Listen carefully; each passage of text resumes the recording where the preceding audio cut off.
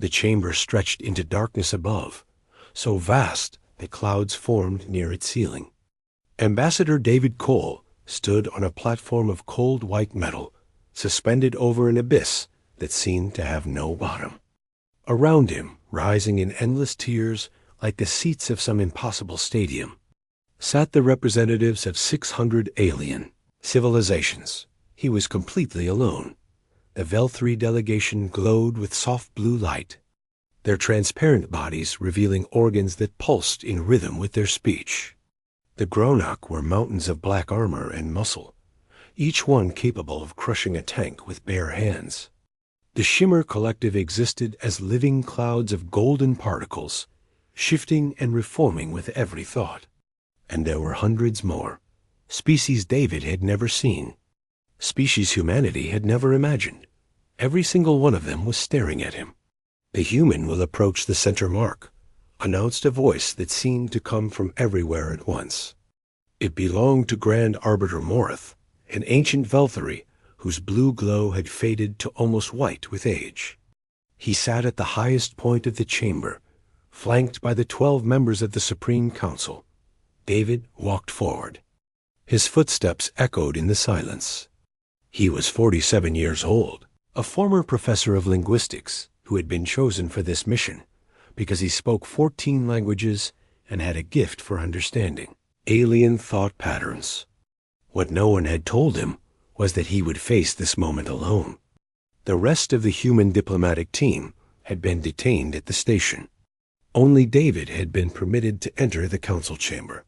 "You are David Cole of Earth," Morith said. It was not a question. "I am. You speak for your species?" David paused. 8 billion people. Countless hopes. Countless fears. "I do." A rumble passed through the chamber. The Gronok shifted in their seats. The Shimmer Collective contracted into tight, agitated balls of light. "Then hear the judgment of the Galactic Council," Morith continued. "Your species has been under observation for 300 of your years. In that time, you have developed nuclear weapons, biological weapons, and chemical weapons. You have waged over 4,000 wars among yourselves.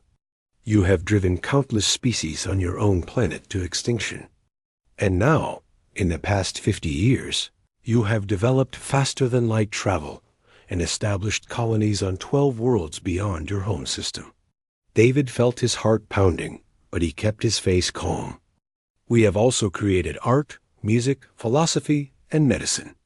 We have silence." Morith's voice cut through the chamber like ice. "You were not given permission to speak." David fell silent. He understood now why he was alone. This was not a negotiation. This was a trial. "The Council has conducted extensive psychological modeling of your species," Morith continued. "The results are conclusive.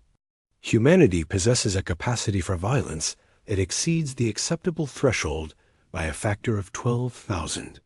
Your species thinks in terms of dominance and conquest. You view other life forms as resources to be exploited or threats to be eliminated.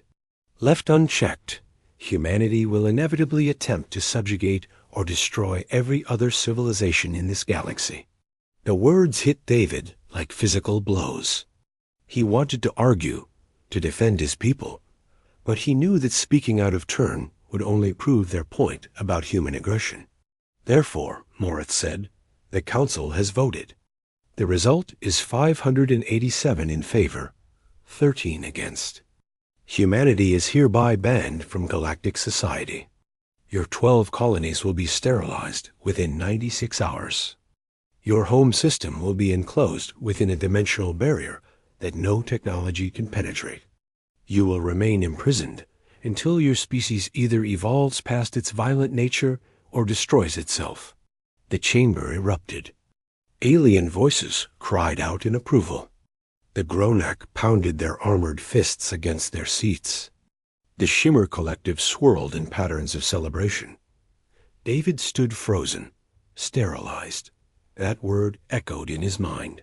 14 million people lived on those 12 colonies, families, children. And the barrier around Earth meant that 8 billion more would be cut off from the universe. Forever. You have 96 hours to evacuate anyone you wish to. Save from the colonies, Morath concluded. After that, the sterilization fleet will begin its work. This judgment is final. This session is no. The single word cut through the celebration like a blade. The chamber fell silent. Every alien eye turned toward the small human standing alone on the platform. I said no, David repeated. His voice was calm, steady, almost gentle. I do not accept this judgment. Morath's faded glow pulsed with anger. Your acceptance is not required. Perhaps not. David reached into his pocket and pulled out a small device. It was a data chip, unremarkable in appearance. But before you proceed, I think the Council should know what humanity discovered 6 months ago. He activated the chip. Holographic images flooded the chamber, showing star charts, energy readings, and most importantly, a series of structures hidden in the darkest reaches of space. We found the precursor archives, David said. The records of the civilization that existed before all of you. The ones who built the FTL technology you all use. The ones who vanished 3 million years ago. He paused, letting the weight of his words settle. And we know why they vanished. Silence.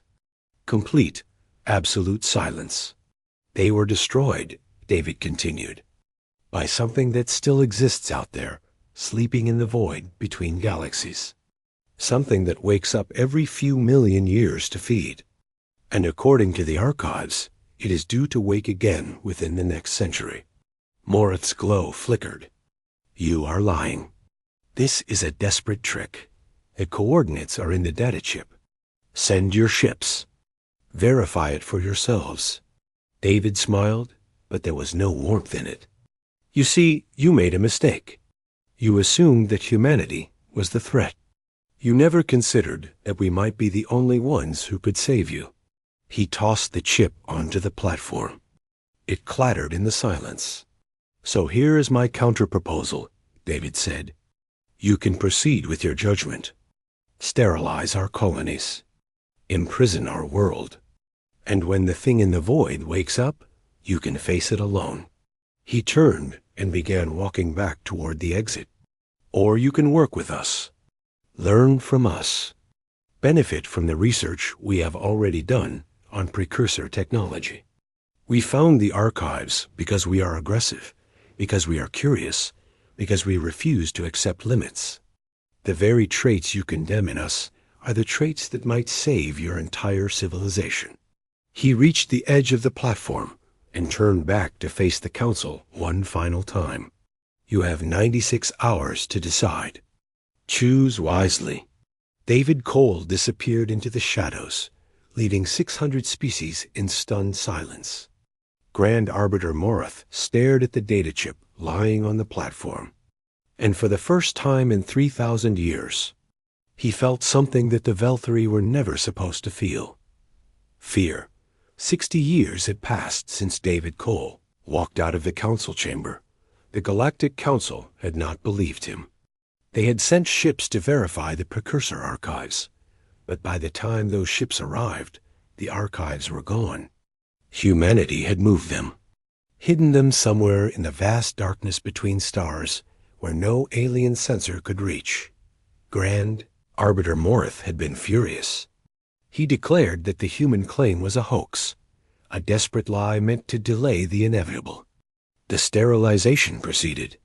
The barrier went up around Earth, and for 60 years, the galaxy moved on as if humanity had never existed, but humanity had not forgotten. On the frozen moon of Tellus 7, far beyond the reach of Council patrols, a city existed that no alien had ever seen. It was built into the ice itself, powered by reactors that generated no detectable emissions, populated by 3 million humans who had escaped the sterilization fleet through tunnels in space that the Council did not know existed. They called their city Exodus. and they had been busy. Admiral Rosa Vega stood in the command center of the human battleship Defiance, watching a holographic display that showed the entire galaxy.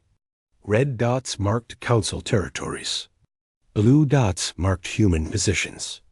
There were hundreds of blue dots now, scattered across regions of space that the Council had dismissed as uninhabitable. 60 years, said a voice beside her. It belonged to Dr. Thomas Hart, the architect of humanity's survival and the man who had cracked the secrets of precursor technology. He was 93 years old now, kept alive by those same secrets, his body more machine than flesh. 60 years of building, hiding, waiting. Are we finally ready? Rosa turned to face him. She was 45, born in Exodus, raised on stories of the world her parents had lost. Her entire generation had grown up with a single purpose: revenge. Not revenge, Thomas said, as if reading her thoughts. Remember what David taught us. We are not here to destroy them. We are here to prove them wrong. David is dead. Rosa's voice was flat. He died in a council prison 40 years ago. They made an example of him. His body died. His message did not. Thomas placed a withered hand on her shoulder. The council fears us because they believe we are monsters. If we act like monsters, we prove them right. But if we show them what humanity can truly be, we change everything. Rosa wanted to argue, but she knew he was right. The plan they had spent 6 decades building was not a plan for war. It was a plan for something far more dangerous: revelation. 3 days later, every communication device in the Galactic Council lit up with the same message. It appeared on screens, holographic displays, and neural interfaces across 600 worlds. It spoke in every language, in every format, reaching every citizen of the galactic civilization simultaneously. People of the Council, the message began. It was delivered by a human woman with dark hair and calm eyes. Admiral Rosa Vega.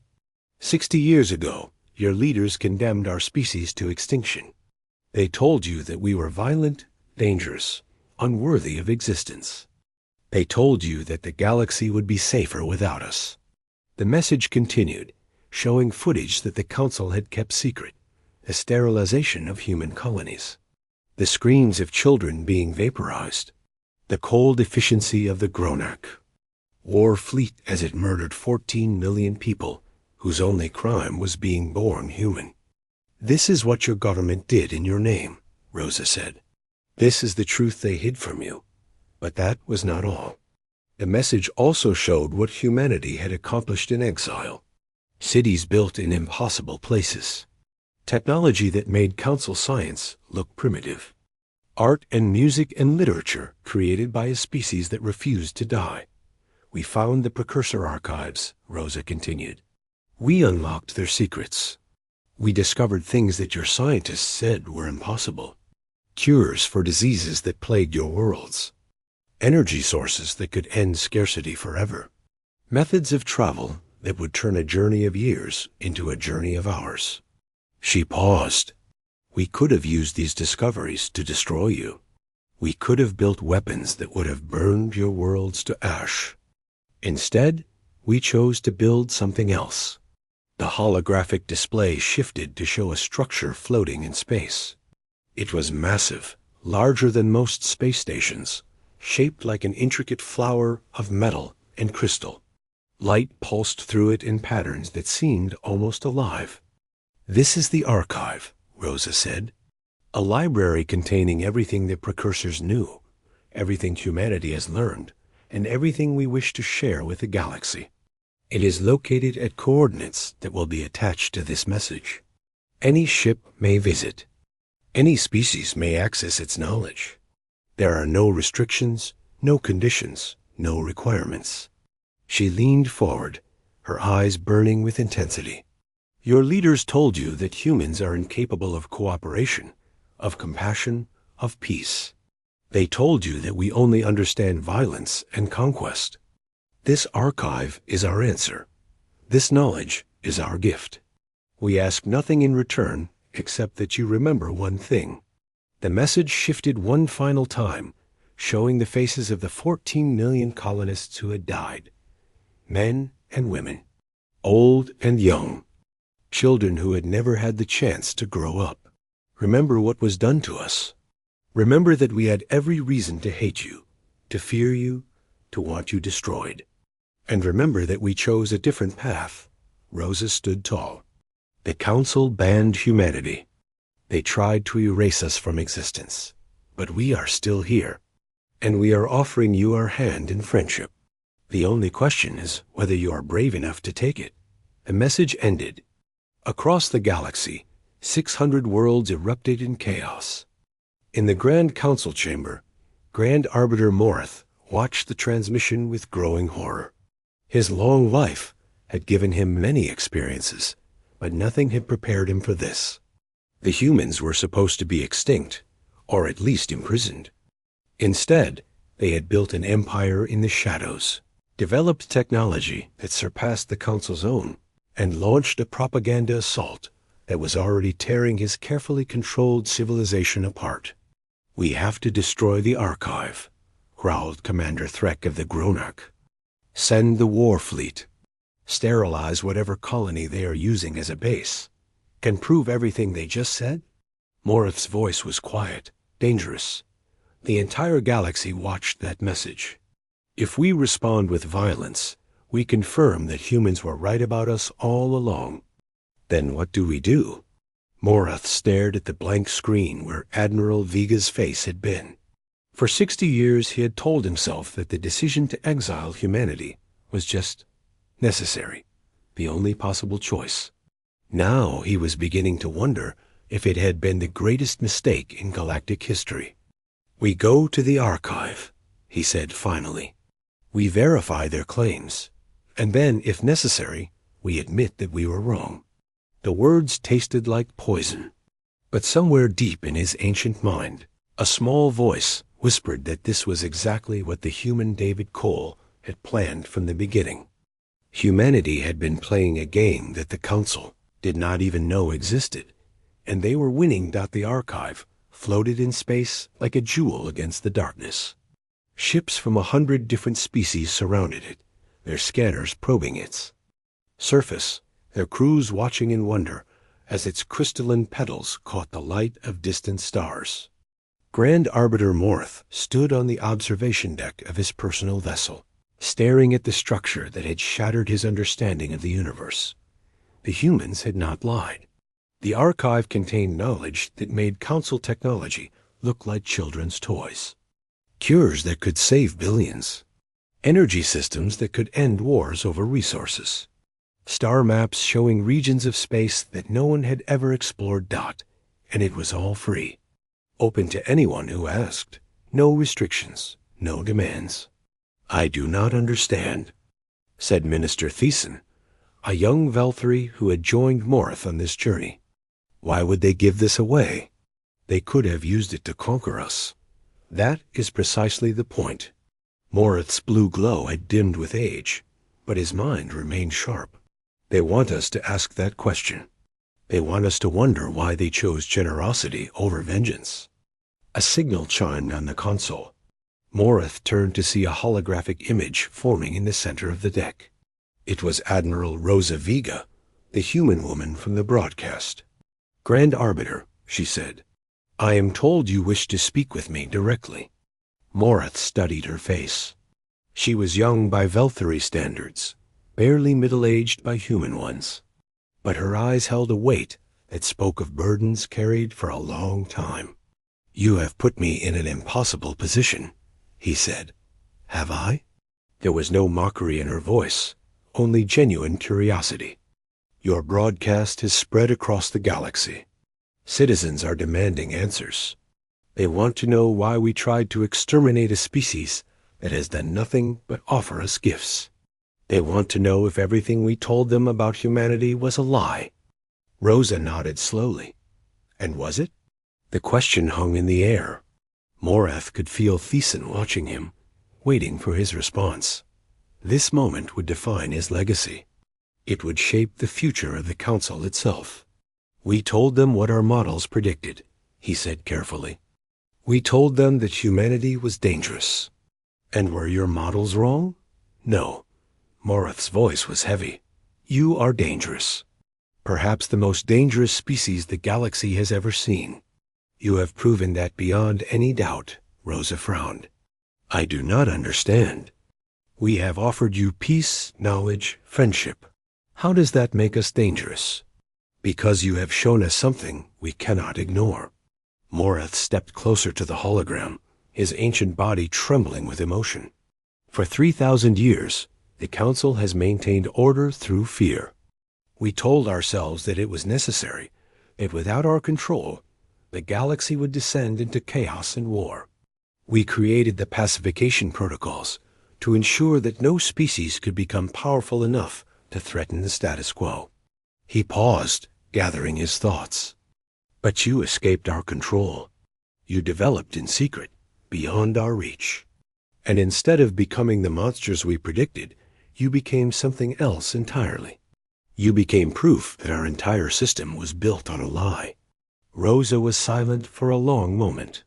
When she spoke, her voice was gentle. We had teachers. David Cole spent his final years writing letters to us, smuggled out of his prison cell, one page at a time. He told us that revenge would only prove the Council right. He told us that our greatest weapon was not our technology, but our humanity. He was a remarkable man. He was. And so was Thomas Hart, who just died 3 days ago. He lived long enough to see the archive activated, long enough to know that his life's work was complete. Rose's eyes glistened. They are the ones you should be speaking to, not me. I am only following the path they created. Morath bowed his head. Then I will honor their memory by asking the question I should have asked 60 years ago. What do you want from us? We want justice, Rose's voice hardened. Not vengeance. Justice. We want the Council to acknowledge what was done to our people. We want the names of the 14 million colonists read into the official record. We want a memorial built in their honor. And we want the dimensional barrier around Earth removed so that our homeworld can rejoin the galaxy. That is all? That is all. We do not want territory. We do not want power. We do not want seats on the Council. She smiled sadly. We have learned that power corrupts. We watched it corrupt you. After all, Morath felt the words strike home. She was right. 3,000 years of absolute authority had turned the Council into the very thing it claimed to prevent. They had become tyrants, deciding which species deserved to exist and which deserved to die. There will be resistance, he warned. The Gronak will not accept this easily. They take pride in their role as enforcers. Admitting that the sterilization was wrong would shame them beyond measure. Then let them visit the archive, Rosa replied. Let them see what we have accomplished. Let them understand that. We spent 60 years preparing for this moment. We could have built weapons. Instead, we built wonders. That was our choice. Now you must make yours. The transmission ended. Morath stood alone on the observation deck, staring at the archive. He could see shuttles moving toward it, carrying scientists and scholars from dozens of worlds. They were already accessing its knowledge, already beginning to understand what humanity had created. In his mind, he replayed the footage from the broadcast. The faces of the colonists. The screams as the sterilization fleet did its work. He had authorized that mission. He had signed the order that killed 14 million people, and they had forgiven him. Grand Arbiter? Theson's voice was hesitant. What shall I tell the Council? Morath turned. His ancient face was wet with tears, a phenomenon that Velthary rarely experienced. Tell them that I am calling an emergency session. Tell them that we have been wrong for 3,000 years. And tell them that it is time to make things right. He looked back at the archive one final time. The humans have given us a gift, he said softly. Not technology, not knowledge, but something far more valuable. They have given us a chance to become better than we are. I only pray that we are wise enough to take it. Somewhere in the darkness between stars, the thing that David Cole had warned about was beginning to stir. The precursors had called it the Devourer. It had slept for 3 million years, but it was waking now, drawn by the energy signatures of the archive dot, and humanity knew it was coming. This was not just a plan for redemption. It was a plan for survival. Because the Devourer was approaching, and when it arrived, the galaxy would need to stand together or fall alone. The humans had known this from the beginning, and they had spent 60 years making sure that when the time came, every species in the galaxy would have a reason to fight side by side. The first warning came from a research station at the edge of known space. A young Shimmer collective scientist named Bright. Echo was analyzing deep space readings when her instruments detected something that should not exist. A gravity signature so massive that it bent light around itself. A shape moving through the void between galaxies at impossible speed. Then the transmission ended. The station was gone, and the Devourer was a wake dot within hours. Panic spread across the galaxy. Council ships raced toward the last known position of the research station, only to find nothing but debris in a strange darkness that seemed to swallow their sensors. 2 cruisers that ventured too close simply vanished, their final transmissions filled with screams. Grand Arbiter Morth called an emergency session. For the first time in galactic history, representatives of all 600 species gathered not to debate or judge, but to survive. And standing among them, invited by Morith himself, was Admiral Rosa Vega. "You knew this was coming," said Commander Threck of the Grunek. His voice was a low growl, but there was no hostility in it anymore. Only fear. The archive. The technology. It was all preparation for this. Rosa nodded. David Cole warned you 60 years ago. The precursors discovered the Devourer. They fought it. They failed. The only reason our galaxy still exists is because they managed to put it to sleep before it consumed everything. How? Morith's voice was desperate. What did they do? They sacrificed themselves. Rosa activated a holographic display. It showed the precursor records, translated into galactic standard. The Devourer is not a creature in the normal sense. It exists partially in our dimension and partially in another. It feeds on energy, on matter, on life itself. The more it consumes, the stronger it becomes. The display shifted to show a massive structure, a ring of metal and crystal surrounding a star. The precursors built this, Rosa continued. They called it the Seal. It created a pocket dimension, a prison that could hold the Devourer indefinitely. But activating it required more energy than any technology could produce. It required living minds, billions of them, feeding their consciousness into the device. Silence fell over the chamber. They killed themselves, Thiessen whispered, to save everyone else. Yes, and the seal held for 3 million years. But it was never meant to be permanent. Rose's face was grim. The precursors hoped that the civilizations that came after them would find a way to destroy the Devourer completely. They left the archives so that future species would have the knowledge they needed. But we never found the archives, Morith said. Not until you did. No, the Council was too focused on controlling the present to explore the past. Rosa did not say it as an accusation, only a statement of fact. We found the archives because we had nothing else. We were exiles, survivors, desperate for any advantage. We searched places that no one else bothered to look. Commander Threck stepped forward. You have had 60 years to study precursor technology. You must have found something. A weapon. A defense. Something. Rosa was quiet for a long moment. Then she turned to face the assembly directly. We found a way to upgrade the seal, to make it permanent. The precursors could not do this because they lacked the energy. But we have access to something they did not. She gestured, and the holographic display showed a new structure, one that combined precursor designs with human innovations. The archive is not just a library. It is a power collector. Every ship that visits, every system that accesses its knowledge, contributes a tiny fraction of energy to its core. We have been gathering that energy for 60 years. Enough to activate the seal? Morith asked. Almost. We need one more thing. Rosa took a deep breath. We need the Gronic war fleet. Threk recoiled. What? The seal requires a focusing mechanism. Something to direct the energy into the pocket dimension with enough precision to trap the Devourer permanently.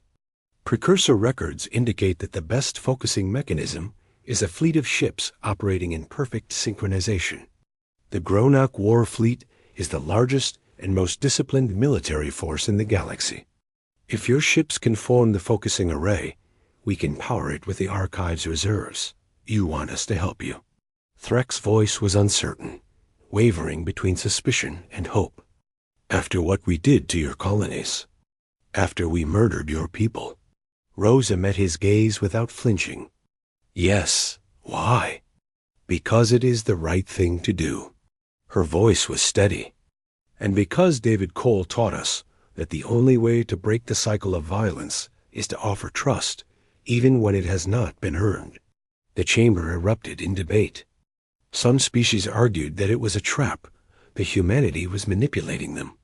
Others insisted that they had no choice, that the Devourer would destroy everyone regardless of old grudges. The argument went on for hours, voices rising and falling like waves. Finally, Grand Arbiter Morith raised his hand. The chamber fell silent. 60 years ago, he said, I made the decision to exile humanity. I told myself it was necessary. I told myself it was just. I was wrong. He turned to face Rosa. Today, I make a different decision. The Council will support your plan. We will contribute our ships, our resources, our people. And when this is over, we will formally apologize for what we did and welcome humanity back into the galactic community. Rosa bowed her head. Thank you, Grand Arbiter. Do not thank me yet. Morith's blue glow pulsed with determination. We still have to survive. The preparations took 3 weeks. Ships from every species converged on the Archive, forming a vast fleet that stretched across millions of kilometers. Human engineers worked alongside Velthari scientists and Gronic warriors. Old enemies became allies. Old hatreds were set aside, and the Devourer came closer every day. Rosa stood on the bridge of the Defiance, watching the final adjustments being made. Beside her was a young Gronic officer named Kroth, assigned as a liaison between the fleets. I was born after the sterilization, Krath said quietly. I never understood why my elders spoke of humans with such hatred. Now I understand even less. What do you mean? You could have let us die. The Devourer would have consumed our worlds first. You could have watched from safety as we paid for our crimes. Krath's armored head turned toward her. Instead, you chose to save us. Why? Rosa smiled sadly. Because we are human. It is what we do. The final signal came. The focusing array was in position. The Archive hummed with gathered power. And in the darkness beyond the galaxy's edge, the Devourer turned toward them with a hunger that had been building for 3 million years. The battle for survival was about to begin. Devourer emerged from the darkness like a nightmare made real. It was not a single entity, but a swarm, countless tendrils of pure darkness that moved with terrible intelligence. Where it passed, stars flickered and died. Where it touched, matter simply ceased to exist. Admiral Rosa Vega watched it approach from the bridge of the Defiance. Her hands were steady, but her heart pounded against her ribs. This was the moment that everything had been building toward. 60 years of planning. countless sacrifices. And now, the final test. "All ships report ready," said the communications officer. "The focusing array is in position. The archive is at full power." Rosa nodded. "Begin the sequence." Across millions of kilometers, 10,000 ships began to move. They formed a pattern that had been designed by precursor engineers 3 million years ago, a spiral of precise positions that would CH. Anal energy into a single focused point. At the center of the spiral was the archive, its crystalline petals glowing with the accumulated power of 6 decades. The devourer sensed the energy and surged forward. Its hunger was endless, and this was a feast beyond anything it had consumed in millennia. The dark tendrils spread wider, reaching toward the fleet like the fingers of a grasping hand. "It is accelerating," said Kraft, the Gronic liaison. His voice was tight with fear. "Moving faster than projected." Rosa gripped the edge of her command console. "How long until it reaches the array?" 12 minutes. The sequence requires 15 to complete. 3 minutes. They needed 3 more minutes than they had. After everything, after all the preparation and sacrifice, they were going to fail because of 3 minutes. "All ships, prepare for engagement," Rosa ordered. "We need to slow it down." The fleet responded. Gronic warships moved to intercept, their weapons blazing against the darkness. Velthari cruisers added their energy beams.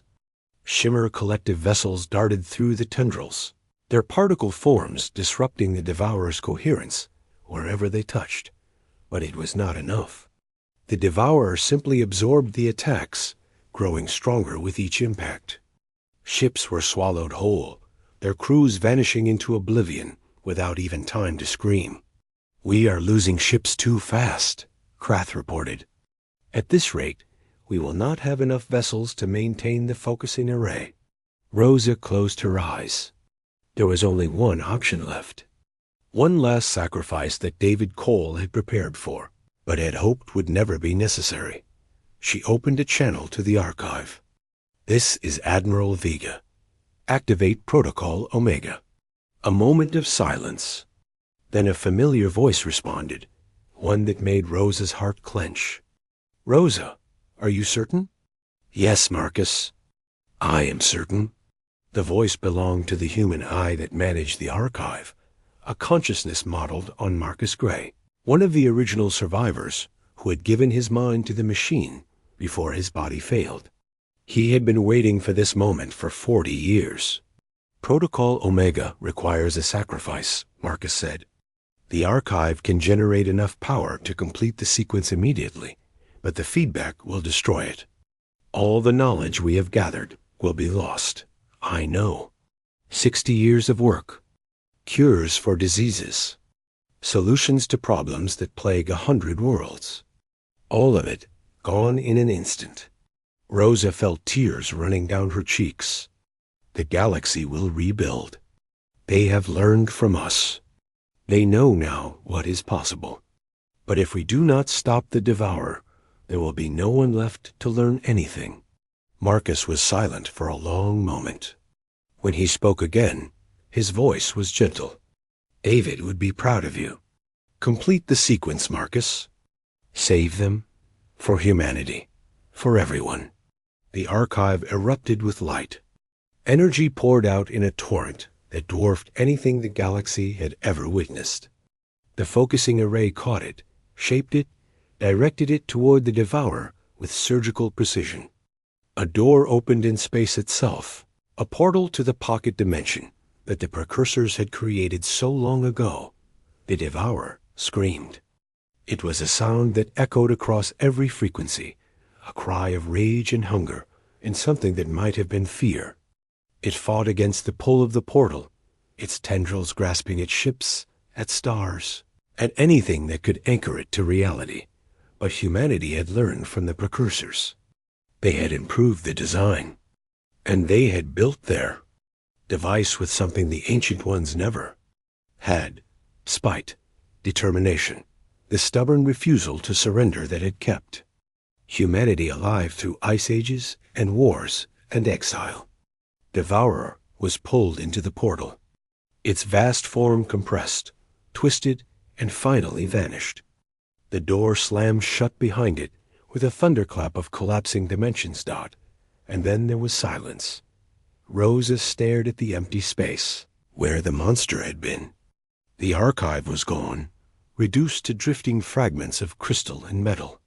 Thousands of ships had been destroyed. The energy readings were slowly returning to normal. Is it over? Krath's voice was barely a whisper. Rosa nodded. It is over. The seal is permanent now. The devourer will never escape. The cheering started slowly, then built into a roar that crossed species and cultures. Gronak warriors pounded their fists against their chests. Velthary lights flashed in patterns of celebration. Shimmer collective clouds expanded into spirals of pure joy. They had won. 1 month later, the Grand Council convened for a ceremony unlike any in galactic history. The chamber was filled not with judgment, but with gratitude. Representatives of all 600 species stood in attendance as Grand Arbiter. Morath approached the central platform, but he did not stand alone. Beside him was Admiral Rosa Vega. Citizens of the galaxy, Morath said. 60 years ago, this council made a terrible mistake. We condemned an innocent species to extinction.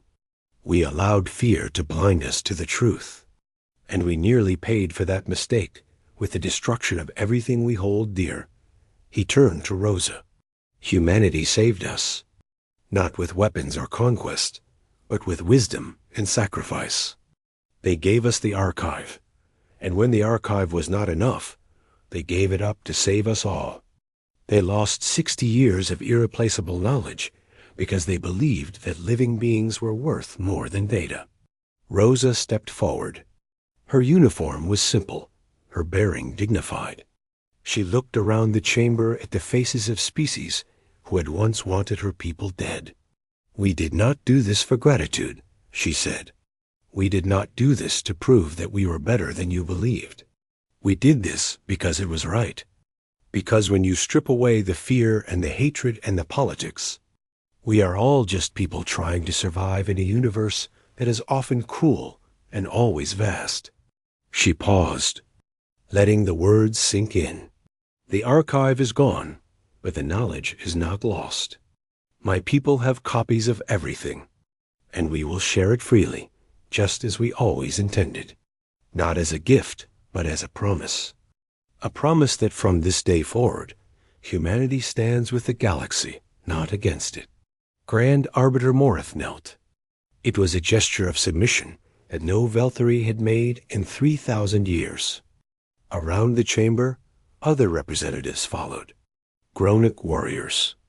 Shimmer clouds. Species after species, bowing to the small group of humans who had refused to become monsters, even when the galaxy had given them every reason. Rise, Rosa said softly. We did not ask for your submission. We asked for your friendship. That is what we want. That is all we have ever wanted. Morath rose. His blue glow had brightened for the first time in decades. Then let it be recorded in the annals of galactic history. Humanity is no longer banned. Humanity is no longer exiled. Humanity is our ally, our partner, and our teacher. May the galaxy learn from their example. The chamber erupted in applause, not far across the galaxy. On the planet Earth, the dimensional barrier shimmered and dissolved. For the first time in 60 years, humans looked up at a night sky filled with stars that they could actually reach. Children who had grown up knowing only the prison now gazed at freedom. And somewhere in the darkness between galaxies, trapped in a prison that would last until the heat death of the universe, the devourer raged against walls that would never break.